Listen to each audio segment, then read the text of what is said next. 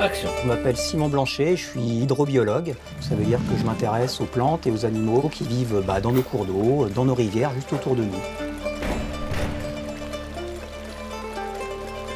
Je m'intéresse plus particulièrement à la biodiversité. En général, quand on pense biodiversité, on pense au nombre d'espèces qui nous entourent. Moi, je m'intéresse à la diversité qu'il existe au sein des espèces. Chaque abeille est unique, chaque humain même est unique, chaque rose est unique. Alors pourquoi ça m'intéresse? Parce que quand il y a des différences, on peut plus facilement se partager les ressources. Par exemple, si je pose ici une tartelette au chocolat et une tartelette au citron, si moi j'aime les tartelettes au citron et si toi tu aimes les tartes au chocolat, on va pouvoir se partager la ressource très facilement. Par contre, si on aime tous les deux les tartes au citron, là on va avoir plus de difficultés à se la partager et on va manger chacun un petit peu moins. Alors j'ai un autre exemple que j'aime bien, c'est celui d'une équipe de rugby. Dans une équipe de rugby, tous les joueurs sont différents morphologiquement. Il y a des grands, des petits, des gens qui courent vite, des gens qui sont là pour pousser. Et en fait, ce qui fait la force de l'équipe, c'est la complémentarité entre les joueurs. Et justement, il y a Sébastien Chabal, que tout le monde connaît, qui a théorisé ça en disant que le rugby, c'était la force de la différence. Et moi, c'est ce qui m'intéresse. Comment ça fonctionne dans les milieux naturels. Tu bois un coup, non? Non, je bois un coup. Dans mes recherches, une des premières choses que je fais, c'est de capturer les organismes sur lesquels je travaille, pour les mesurer, les peser, les photographier, tout ce qui peut être utile pour caractériser les différences qui existent entre les individus.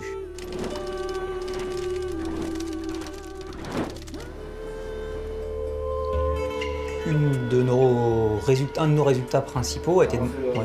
j'avais pas compris, j'avais oublié. Alors, un de nos résultats principaux a été de montrer qu'en réduisant la diversité génétique ou morphologique d'une seule espèce de poisson dans l'écosystème, on pouvait altérer complètement l'écosystème. C'est-à-dire que la diversité, le nombre d'espèces de proies diminuait, et cela affectait la capacité de ces invertébrés, de ces proies, à dégrader la matière organique, c'est-à-dire par exemple les feuilles qui tombent dans les lacs ou dans les rivières pendant l'automne. Donc même si l'espèce ne s'éteint pas, on peut complètement altérer l'écosystème dans son entièreté. Donc ça, tu vois, c'est les proies des vairons. Ici, tu as un gamard, et puis là, un trichoptère dans son fourreau avec la tête.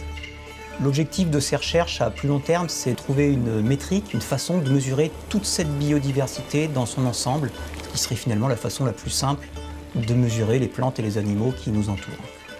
Ces recherches, elles ont plusieurs objectifs. Ça répond tout d'abord à notre curiosité en tant qu'humain, et par ailleurs, elles fournissent aux gestionnaires des données sur l'importance qu'ont ces différences entre les individus, ce qui permet à long terme de mieux les protéger. Je fais ce métier par passion pour la pêche à la mouche.